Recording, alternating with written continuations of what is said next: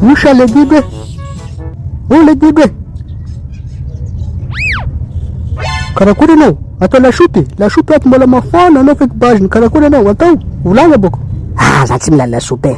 Zay tanao mandiniky tokotany, zay tanao mitady olo mandafotany, anao tsisy tany alafo. Aisha, avy mitadaviko raha telenao zao legido.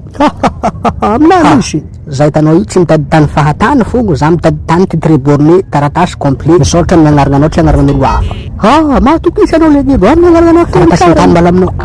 Ewa. Mbala aminah tsara io legido, tsy very taratasy. Aya, za mitady tany maventy. Kaya ohatriny amin'izay mataninao kotikotiny ohatriny valeran'izao. 3 milliards de. Zay ka de milamina zay. Karakory anao? Tragna veta olo. Manafo. Jalina antimoro jiaby nadosina amin'ny tany. Ngosina ba 3 milliards.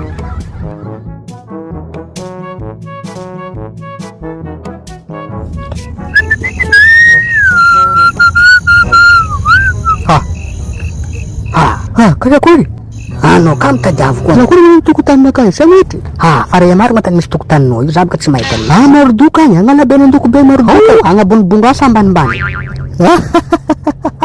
Ambanimbany foana ko meta plaque misoratra 300M zay ninany. Karakory? Okey, aza mandehanao mandeha agny anao, agnatsika fagnajabo. Avy za, anao tsy ohatry avy agny, vola 3 milliards zay tsy fifindraisina amin'ny lalaka, tsy linten'olo.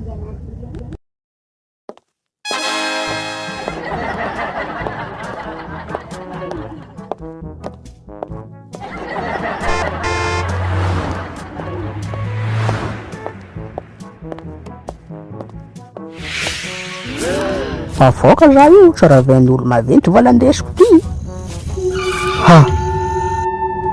Ty plaque volagnina antimoro ty 300M. Ambesy edy, asa fahato izy. Sao hametika za agnaty ala ty antimoro aka ila bandy le tendreo vovonaka mandraiky jiaby ndesindreo milefa. Mata. Agnaty ala be maregnina ty. Aty miraha fatao sangisangy. Andoko be. Aiza ma izy? Zoma taninany aty misy fasana koa. Tsoza la 300M isaka n'olo maty ampasana ko. Mary giroy. Kanareo kareo topiko za mandalan namanareo basaka kanareo ngako. Bye. Jangan kuani.